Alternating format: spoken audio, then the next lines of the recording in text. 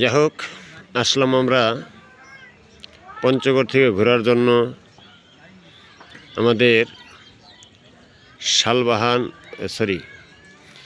এটাকে বলা হয় রত্নীবাড়ি না, রত্নীবাড়ি পাংখারবার বাজার। যাক, এলাকাটা খুবই ভালো লাগলো। শস্য শ্যামলা সোনার বাংলা, আমি তোমায় ভালোবাসি।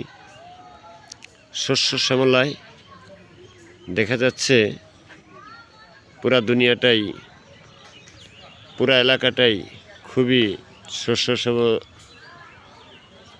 আবাদ দেখে খুব ভালো লাগলো।